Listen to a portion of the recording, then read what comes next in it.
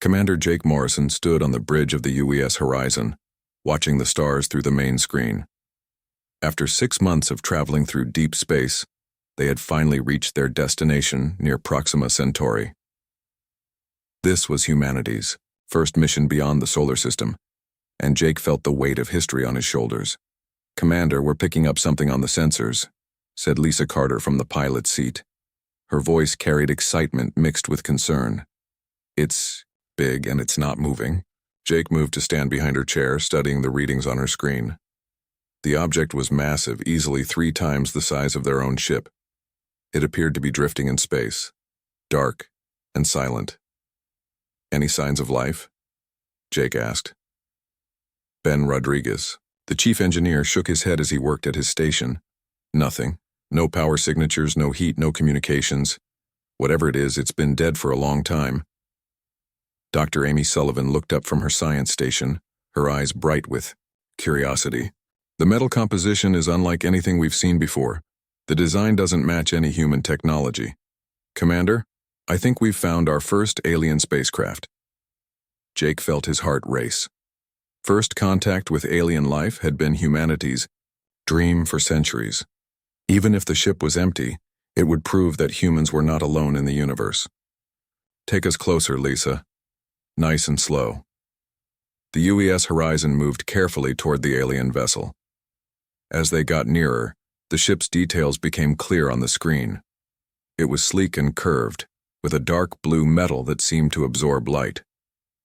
"Strange. Symbols were carved along its hull. No response to our signals," Ben reported.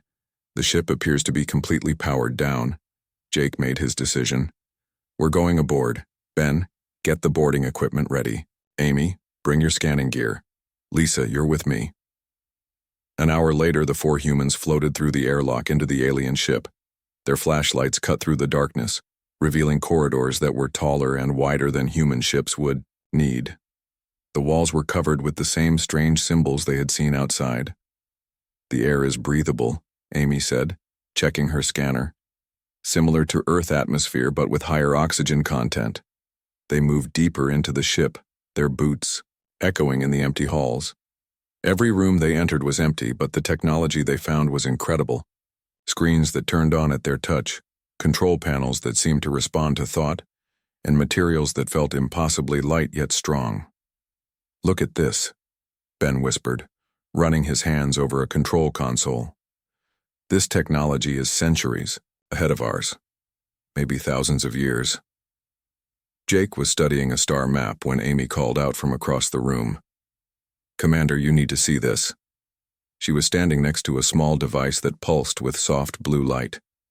As Jake approached, the device began to pulse faster. "I think it activated when I touched this panel," Amy said nervously. "I'm not sure what it does." The pulsing light grew brighter and faster. Suddenly, the entire ship shuddered, and lights began turning on throughout the vessel. Emergency sirens wailed in a language none of them understood. "What did you do?" Jake shouted over the noise. "I don't know," Amy replied, backing away from the device. "It just started when I tried to scan it." Ben was already moving toward the exit. "We need to get back to our ship now." They ran through the corridors as the alien vessel came to life around them. Doors sealed behind them and the air began to hum with energy. They barely made it back to their shuttle before the alien ship's systems fully activated. Back on the UES horizon, they watched in amazement as the dead alien vessel transformed. Lights ran along its hull and it began to move under its own power for the first time in who knew how long. "It's sending a signal," Lisa reported, her voice tight with worry. "A very strong signal, broadcasting in all directions." Jake felt cold, dread settle in his stomach. "A distress signal?" "That would be my guess," Ben said. "And if someone receives it, they're going to come looking for their ship." They didn't have long to wait. 3 days later, their sensors detected 5 large ships approaching at incredible speed. The vessels were similar in design to the derelict they had found, but these were clearly military ships bristling with weapons. "Incoming transmission," Lisa announced. The main screen flickered, and an alien face appeared. The creature was tall and thin with pale blue skin and large black eyes. When it spoke, the ship's computer translated its words into English. I am Captain Vexthul of the Zalani Empire. You will surrender immediately and prepare to be boarded. Your theft of Imperial property will be punished according to our laws. Jake stepped forward, trying to keep his voice steady. I am Commander Morrison of the United Earthship Horizon. We meant no harm. We found your ship drifting and inactive. We were only trying to help. The alien's eyes narrowed. Help? You activated our beacon and awakened systems that should have remained dormant. Your species is unknown to us, which means you are either pirates or primitives who stumbled upon technology beyond your understanding. We're explorers, Jake said. This is our first time beyond our home system. We're peaceful. Captain Vexthul made a sound that might have been laughter. Peaceful primitives with weapons and armor? I think not. You will surrender now, or we will destroy your vessel and take what remains for study. Jake looked at his crew. Lisa's hands were steady on the controls. Ben was ready at the engineering station, and Amy was scanning the alien ships for weaknesses. They had come so far and learned so much. They couldn't let it end here.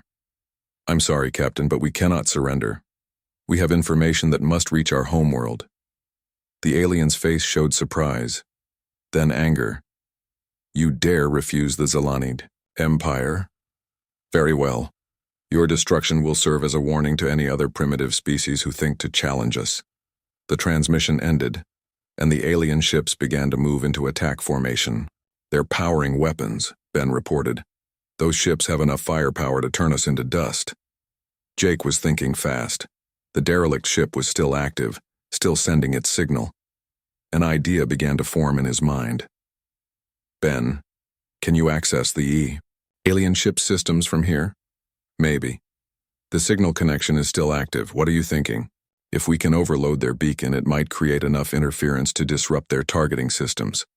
Lisa, be ready to move the moment I give the word. Ben's fingers flew over his controls, connecting to the alien vessel's systems. I'm in, but I don't understand most of these controls. Just find anything that looks like a power regulation system and push it past safe limits. The Zalani ships opened fire, sending beams of energy that barely missed the UES horizon. Lisa threw the ship into evasive maneuvers, but they all knew they couldn't dodge forever.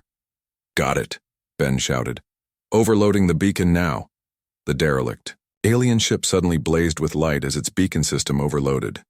The energy discharge created a wave of interference that washed over the area.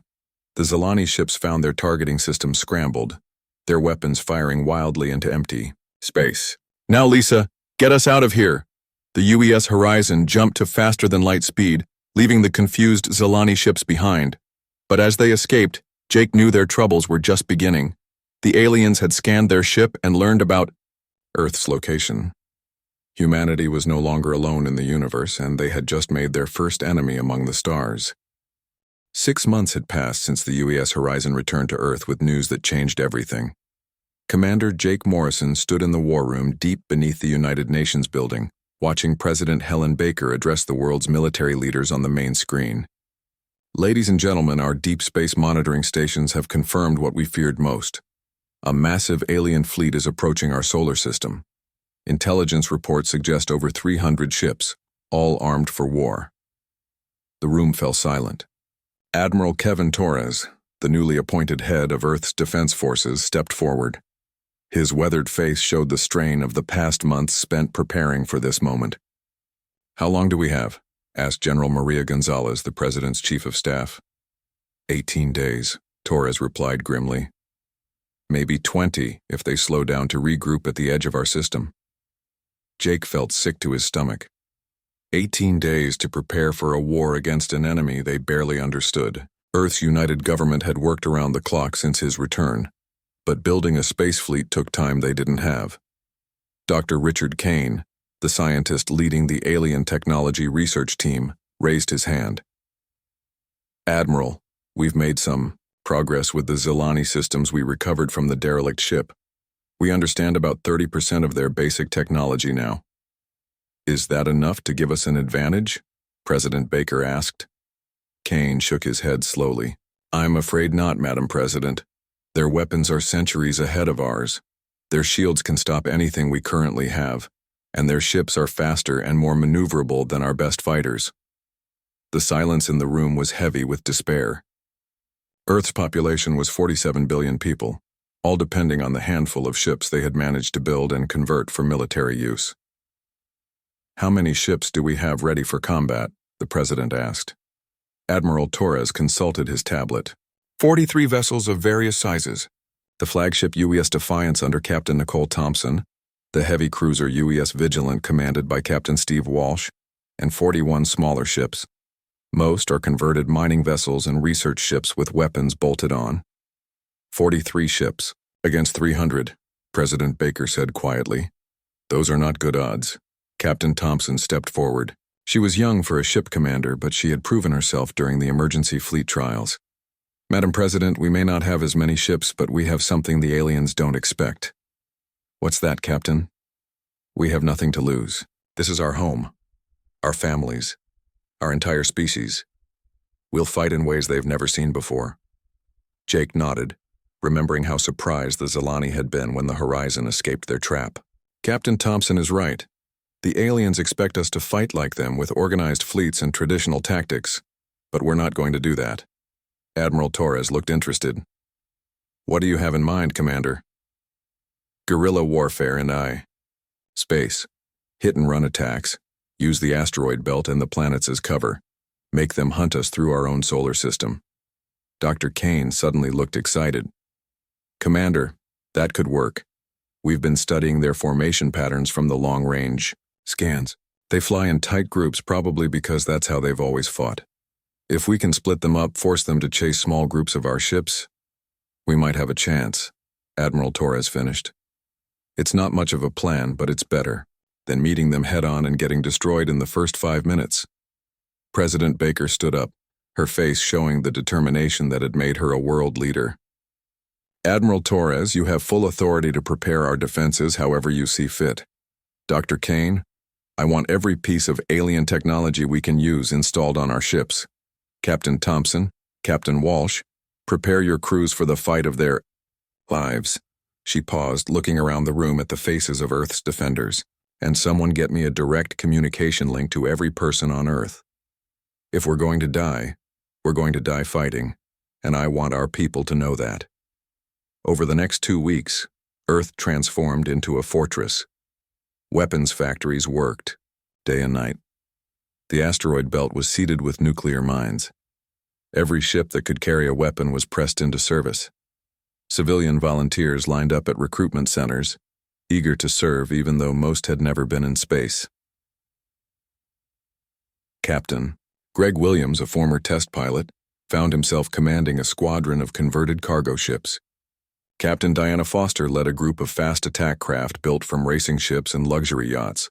Every ship was different, but they all shared the same desperate determination. Dr. Kane's team worked miracles in the research labs. They couldn't copy the alien weapons, but they found ways to modify human technology. Nuclear warheads were redesigned to penetrate alien shields. Laser weapons were upgraded with power systems stolen from the derelict ship. It wasn't much, but it was something. The aliens arrived exactly when predicted. The first ships appeared at the edge of the solar system, massive and dark against the stars. Long-range scans showed they were even larger than Earth's intelligence had estimated.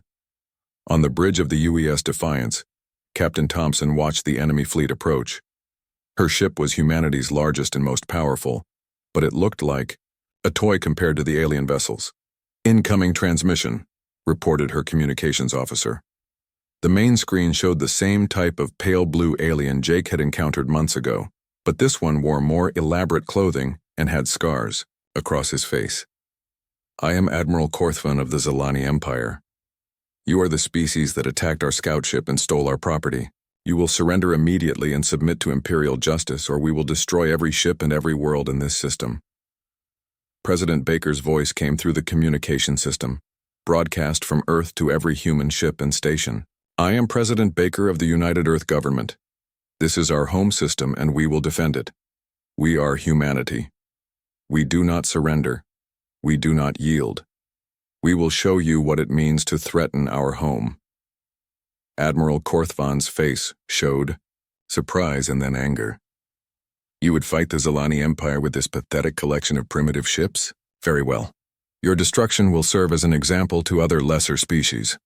All ships advance. Leave no survivors. The alien fleet began moving toward the inner solar system in perfect formation. 300 ships of war, each one capable of destroying a human city, coming to end humanity's brief time among the stars. On Earth, 47 billion people watched the sky and waited. In space, 43 human ships prepared to face impossible odds. The crews were afraid, but they were also angry. These aliens had come to their home system and threatened their families. That was something humanity would never forgive. Admiral Torres opened a channel to all human ships. This is Admiral Torres to all vessels. Today we find out what humans are made of. We're outnumbered, outgunned, and probably outmatched. But we're fighting for our homes, our families, and our species. Make every shot count. Make them remember that they should never have messed with humanity. All ships, prepare for Operation Minuteman. The battle for Earth begins now. The human fleet scattered into the darkness, disappearing among the asteroids and moons like ghosts preparing to haunt their enemies. The Battle of Sol was about to begin, and the fate of the human race hung in the balance. The Battle of Sol began with silence. Admiral Korthvan expected the human fleet to meet his ships in open space, the way civilized species fought wars. Instead, his sensors showed empty space ahead of his advancing armada. Where are they hiding? He demanded from his flagship's command center. 300 ships cannot simply disappear. His tactical officer, a nervous young Zilani named Tekmor, studied the sensor readings. Admiral, we're detecting scattered energy signatures throughout the asteroid belt. The humans appear to have broken into small groups. Korthvan felt anger rise in his chest. Cowards. They run like insects when faced with superior force. All ships spread formation and hunt them down. Show these primitives how the Empire deals with those who defy us. What the Admiral didn't understand was that the humans weren't running. They were hunting. Captain Nicole Thompson crouched behind a massive asteroid in her ship, UES Defiance, watching 3 Zilani cruisers pass below her position. Her crew waited in tense silence as the enemy ships moved past, their powerful sensors scanning for human vessels. Wait for it, Thompson whispered to her weapons officer. Let them get. A little further apart, the lead Zilani ship was now a kilometer ahead of the other 2. Thompson smiled grimly. Perfect. Fire everything we have at the rear ship. Full power. The UES Defiance erupted from behind the asteroid like an angry wasp. Every weapon on the ship fired at once, catching the surprised Zilani vessel completely off guard. Nuclear missiles and laser beams slammed into the alien ship's shields, overloading them in seconds. The Zilani ship exploded in a brilliant flash of light, sending debris spinning through space. The other 2 ships spun around, searching for their attacker, but the UES Defiance was already gone, disappearing behind another asteroid. What was that? The surviving Zilani captains asked each other over their communication system. Where did they go? Similar attacks were happening all throughout the solar system. Captain Steve Walsh led the heavy cruiser UES Vigilant in a deadly game of hide-and-seek near Jupiter's moons. He would appear from behind one moon, fire a quick burst at a Zilani ship, then disappear behind another moon before they could return fire. Captain Greg Williams commanded a squadron of converted cargo ships that looked harmless until they opened fire. His ships would pretend to be damaged and drifting, waiting for Zilani vessels to come close for inspection. When the aliens got near enough, the helpless cargo ships would suddenly reveal hidden weapons and attack at point-blank range. Captain Diana Foster's fast attack craft were like mosquitoes, darting in and out of the larger battles to deliver quick stings before disappearing. Her ships were too small and fast for the Zilani weapons to track effectively. Admiral Korthvan watched his perfect formation fall apart as human ships struck from every direction. His sensors showed battles raging near Mars, in the asteroid belt, around Jupiter, and even near Saturn's rings. Every few minutes, another Zilani ship would disappear from his tactical display. This is not how civilized species fight. He roared at his officers. Where is their main fleet? Where is their command ship? What frustrated him most was that the humans refused to stand and fight like proper warriors. They would attack, destroy, or damage a Zilani ship, then vanish, before his forces could respond. It was like trying to fight smoke. The tide of battle began to turn when Dr. Richard Kane made his breakthrough. Working frantically in a laboratory on Luna, he discovered something important about Zilani shield technology. "Admiral Torres, come in." Kane's excited voice crackled over the communication system. "This is Torres. What do you have for me, Doctor?" "I figured out how their shields work. They operate on a specific frequency that our quantum computers can disrupt. If we can modify our weapons to emit the right signal, we can punch through their defenses." Torres felt hope for the first time since the battle began. "How fast can you get this technology to our ships?" "I'm already transmitting the modifications to every vessel in the fleet. Your engineers should be able to install the upgrades in about 30 minutes. Throughout the human fleet, engineers worked with desperate speed to modify their weapons. Lieutenant Commander Paul Adams aboard the UES Defiance crawled through access tunnels, rewiring laser systems while explosions shook the ship around him. "Almost got it, Captain," he reported to Thompson. "Just need another minute." "Make it fast, Paul. We've got 5 Zilani ships closing on our position." The breakthrough came when Captain Walsh's UES Vigilant, which everyone thought had been destroyed an hour earlier, suddenly appeared behind the main Zilani formation. The heavy cruiser had been hiding in Saturn's rings, making emergency repairs. After a devastating attack, Walsh's ship emerged like a ghost returning from the dead, its weapons now equipped with the shield-disrupting technology. The sight of a destroyed human vessel attacking again sent shockwaves through the Zilani fleet. "Impossible," Admiral Korthvan whispered as he watched the UES Vigilant tear through 3 of his ships without taking a single hit. That ship was destroyed. I saw the explosion myself. His tactical officer's voice was shaking. "Admiral, the humans are using some kind of new weapon. Our shields are useless against it." Korthvan felt something he had never experienced in 50 years, of conquest, fear.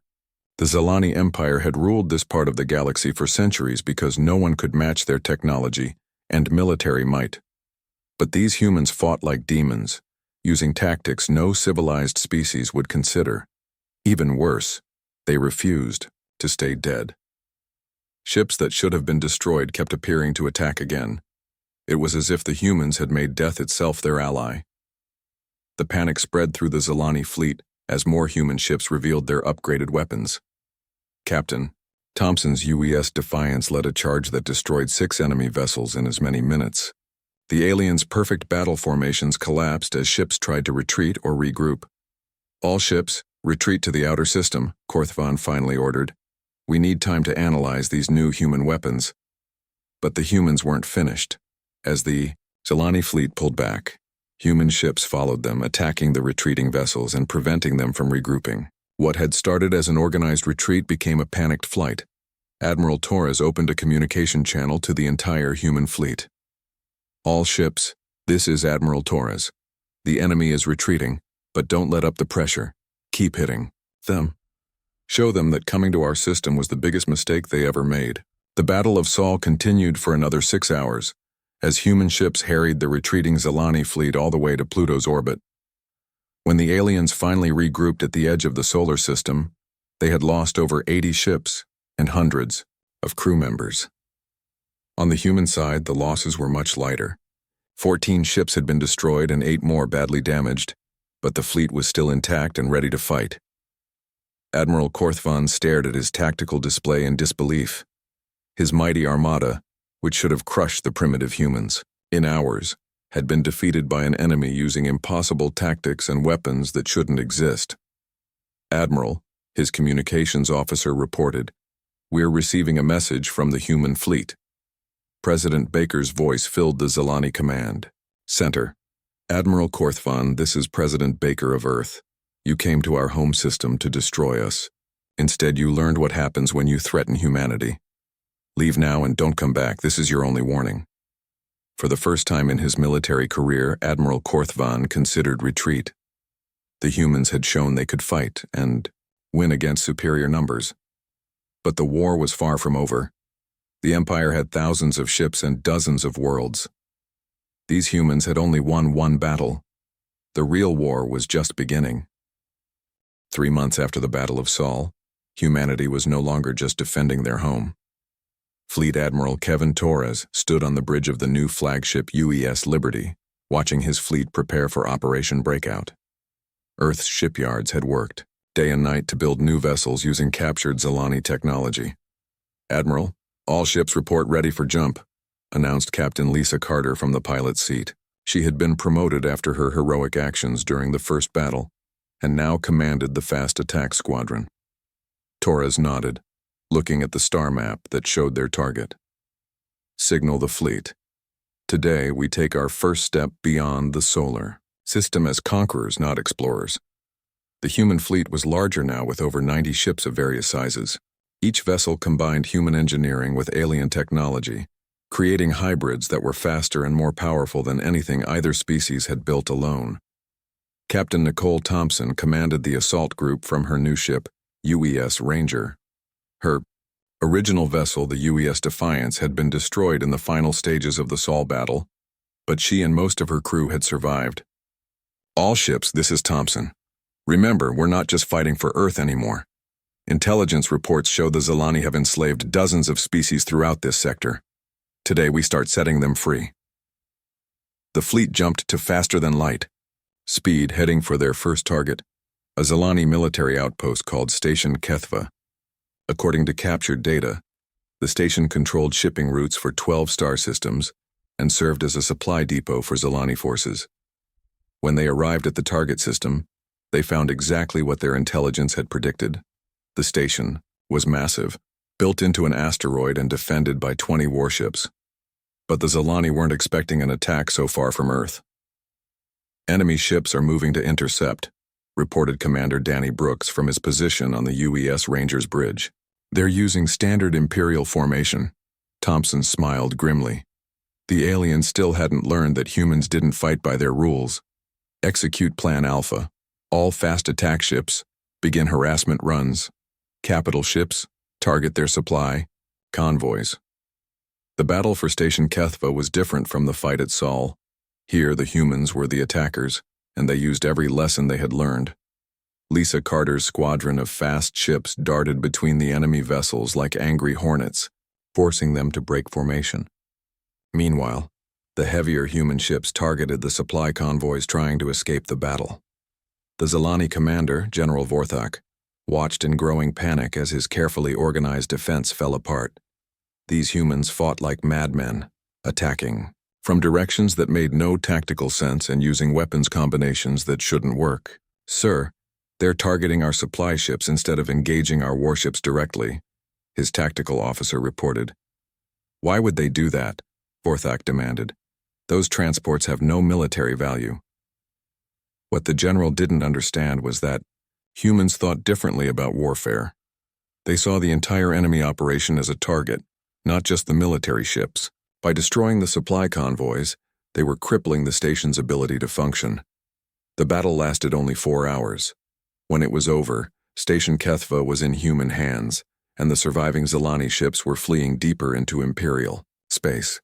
But the most important discovery came when human troops boarded the captured station. Dr. Amy Sullivan, now serving as the fleet's chief science officer, made contact with the alien prisoners held at the station. Most were members of a species called the Kethran, aquatic beings who had been enslaved by the Zilani for over 3 centuries. "They're not prisoners," Sullivan reported to Admiral Torres. "They're slaves. The Zilani have been using them as forced labor throughout their empire." The lead Kethran, an elderly female named Silthara, spoke through a translation device. "You are the humans we have heard about? The ones who defeated the Imperial fleet at your home world?" Torres nodded. "We are. And we're here to offer you freedom." Silthara's large eyes showed disbelief. "Freedom? But you are only one species. The Empire controls hundreds of worlds, thousands of ships. How can you fight them all?" "We're not fighting them alone," Torres replied. "We're offering every enslaved species the chance to fight for their own freedom. Will you help us?" The Kethran's answer came in the form of detailed information about Zilani military positions, supply routes, and the locations of other enslaved species.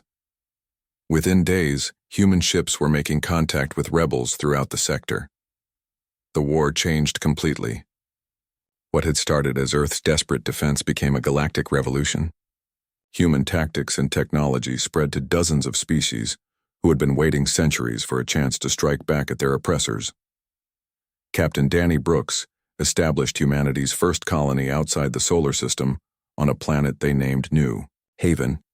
The world had been a Zilani mining colony, but the human colonists, led by Administrator Karen Mitchell, quickly turned it into a thriving settlement and military base. "We're not just building a colony," Mitchell told her people as they worked to construct their new homes. "We're building proof that humans can live among the stars as equals, not conquerors." Meanwhile, the war continued to spread. Captain Greg Williams led joint human-Kethran forces in a series of raids that liberated 6 star systems in as many weeks. Captain Diana Foster worked with the Morden, a peaceful species whose worlds had been strip-mined by the Empire, to establish hidden supply bases for the growing rebellion. But the Zilani Empire was not sitting idle. Admiral Korthvan had been executed for his failure at Sol, replaced by General Thexmore, a cunning strategist who began studying human tactics carefully. "These humans don't fight like any species we've encountered," Thexmore told his war council. "They adapt constantly, changing their methods faster than we can counter them. And worse, they're teaching their tactics to every species they liberate." Thexmore's first counterstrike came at New Haven. A massive Zilani fleet appeared in the system without warning, intent on destroying humanity's first interstellar colony before it could become a threat. The colonists had only 3 hours warning before the enemy fleet arrived. Karen Mitchell ordered the evacuation of non-essential personnel, while the small defense force prepared to make their stand. "We can't run," Mitchell told her defense commander, Colonel Ryan Peters. "If we lose New Haven, we lose our proof that humans can survive out here. We make our stand." The Battle of New Haven was smaller than the Battle of Sol, but no less important. The human defenders used every advantage their new world offered, fighting from hidden positions in the planet's mountains and using the orbital mining stations as improvised fortresses. When General Thexmore's forces finally withdrew, they had failed to destroy the colony, but they had learned something important about humans. These creatures would fight to the death for any piece of ground they claimed as home, no matter how recently they had arrived there.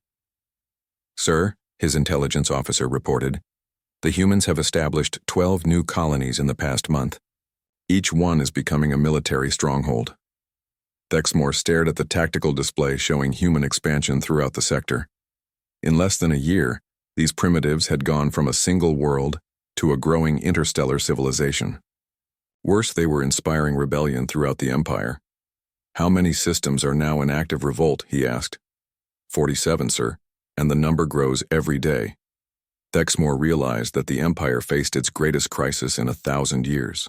These humans were not just another species to be conquered.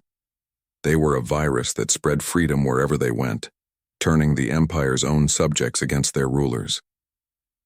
The war for the galaxy had truly begun, and for the first time in centuries, the Zilani Empire was losing. 2 years after first contact, the war had reached the heart of the Zilani Empire. Fleet Admiral Kevin Torres stood on the bridge of the massive UES Liberation, watching the blue-green world of Zelnash Prime grow larger on the main screen. This was the Zilani homeworld, and around it orbited the largest fleet humanity had ever assembled. "Final fleet count, Admiral," reported Captain Nicole Thompson from her position at the tactical station. 230 human vessels plus allied ships from 18 different species. Total strength, over 400 ships. Torres nodded, but his expression remained serious. Intelligence reports showed that General Thexmore had gathered nearly every remaining Zilani warship to defend their homeworld. The enemy had learned from their defeats and would not make the same mistakes again. "Any word from our ground forces?" Torres asked. Colonel Ryan Peters answered from the communication station. "Sir, Colonel Davis reports that the Marine Landing Force is ready. 3,000 human troops plus 5,000 volunteers from allied species. They're prepared to assault the planetary defense centers on your command." The plan was ambitious and dangerous. While the main fleet engaged the Zilani Space Forces, human Marines would land on the planet's surface to disable the massive shield generators protecting the homeworld.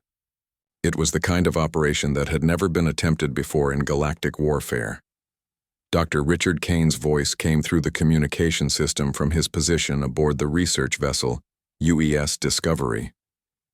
Admiral, we've completed our analysis of the planetary defense grid. The Kethron scientists were right about the weak points in the system. Kane had been working with scientists from all the liberated species, combining their knowledge of Zilani technology with human innovation. The result was a plan that could turn the Empire's own defenses against them. "Are you certain this will work, Doctor?" Torres asked. "As certain as we can be, Admiral. But timing will be everything. The Marines have to hit all 6 shield generators at exactly the same moment, or the plan fails." Torres opened a communication channel to the entire fleet. "All ships, this is Admiral Torres. Today we end the Zilani Empire's reign of terror. Today we prove that freedom is stronger than tyranny, that courage is mightier than oppression, for Earth, for our allies, and for every species that dreams of liberty." The battle began when the human fleet moved toward Zelnash Prime's outer defenses. General Thexmore had positioned his ships in 3 defensive lines, creating a fortress of overlapping weapon fields and shield barriers. "First defensive line engaging," reported Captain Lisa Carter from her squadron of fast attack ships. "Enemy is using concentrated firepower tactics. They've learned from our previous battles." Thexmore had indeed learned. Instead of spreading his ships out where humans could defeat them in small groups, he had concentrated his forces into massive defensive formations. His weapons fired in coordinated patterns, creating walls of energy that even human ships couldn't easily penetrate. "Sir, we're taking heavy casualties," reported Captain Greg Williams from his assault cruiser. "They're not making the same mistakes they made before." Torres watched the tactical display as red indicators showed damaged and destroyed ships. The Zilani had finally figured out how to fight humans effectively. But Torres had expected this. "Execute. Operation Thunderbolt. All ships attack pattern Delta." The human fleet suddenly changed tactics completely. Instead of trying to break through the defensive lines, they scattered in all directions, making it impossible for the Zilani to concentrate their fire. Some ships headed for the planet's moons, others dove toward the asteroid belts, and a few even appeared to retreat entirely. "What are they doing?" Thexmore demanded from his command ship. "This makes no tactical sense." His tactical officer studied the sensor readings. "Sir, I think they're trying to confuse our targeting systems, but it won't work. We can track all their ships." But Thexmore had made the same mistake as every other Zilani commander. He was thinking like a Zilani instead of thinking like a human. While the space battle raged above, Colonel Ryan Peters led the first wave of Marines toward the planet's surface. Their transport ships, disguised as damaged vessels, had slipped through the battle lines while everyone was focused on the main fleet. "Landing Zone Alpha in sight," Peters reported to his team leaders. "Remember, we have one chance at this. Hit fast, hit hard, and don't stop until those generators are down." The Marines landed at 6 different locations across the planet's surface, each team targeting one of the massive shield generators that protected Zelnash Prime. These installations were heavily defended, but the Zilani had never faced human ground forces before. Lieutenant Commander Sarah Martinez led Team 3 in an assault on the northern generator complex. Her Marines moved through the alien facility like ghosts, using techniques learned from fighting in Earth cities and adapted for alien architecture. "Charges placed," Martinez reported as her demolitions expert finished setting the explosives. "Generator 3 ready for destruction." Similar reports came in from the other 5 teams. The Zilani ground forces, trained to fight other Zilani or submit slave species, had no idea how to handle humans who fought with desperate creativity and absolute determination. "All teams report ready," Peters announced. "Detonation in 10 seconds. The 6 shield generators exploded simultaneously, sending pillars of fire into Zelnash Prime's sky. The planet's defensive shields flickered and died, leaving the homeworld vulnerable for the first time in 1,000 years. Dr. Kane activated his master plan the moment the shields fell. "Activating the reverse pulse now," he announced. The Zilani's own planetary defense grid designed to protect their world suddenly turned its weapons toward space and began firing on their own ships. General Thexmore watched in horror as his homeworld's defenses attacked his fleet. Massive energy beams that should have been protecting Zelnash Prime were instead destroying his ships. The sight broke the morale of his remaining forces. "Sir, the outer defensive line is requesting permission to surrender," his communications officer reported with a shaking voice. Thexmore stared at the tactical display. Half his fleet was gone. His planet's defenses were firing on his own ships, and human forces were landing on his homeworld. For the first time in his long military career, he considered the unthinkable. "Open a channel to the human fleet," he said quietly. Admiral Torres appeared on Thexmore's main screen, his face showing the strain of 2 years of constant warfare. "General Thexmore, I presume?" "Yes, I am prepared to discuss surrender terms." Torres nodded. "Unconditional surrender of all Zilani military forces, immediate release of all enslaved species, war crimes trials for those responsible for the Empire's atrocities, and most importantly, agreement to join a new galactic government based on freedom and equality." Thexmore felt the weight of 1,000 years of imperial history crushing down on him.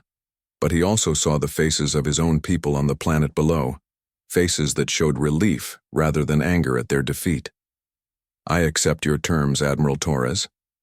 The surrender of the Zilani Empire marked the end of the largest war in galactic history. Within months, a new government was established on Earth, with representatives from dozens of species working together to build a better future. President Helen Baker, now leader of the Galactic Federation, stood before the Assembly of Species, in the Great Hall built on Luna. "Today we start something new. Not an empire built on conquest, but a federation built on cooperation.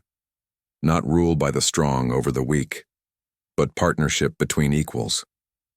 Admiral Torres retired from military service to become Earth's first ambassador to the Zilani Republic, helping former enemies learn to live in peace. Captain Carter continued exploring the galaxy, searching for new worlds and new species to welcome into the growing Federation. On New Haven, the first human colony outside Earth's system, a young girl named Emma looked up at the stars through her bedroom window. Her parents had told her stories about the war, about how humans had fought against impossible odds and won not just victory, but the respect of the entire galaxy. "What's out there, Mom?" Emma asked as her mother tucked her into bed. "Everything, sweetheart," her mother replied. "Adventure, discovery, friends we haven't met yet, and worlds we haven't seen. The galaxy is our home now, and it's waiting for us to explore it." Emma smiled and closed her eyes, dreaming of the day she would join the crews of exploration ships heading toward distant stars. Humanity had risen from a single world to become the foundation of galactic civilization, proving that courage and determination could overcome any obstacle. The age of human exploration had only just begun.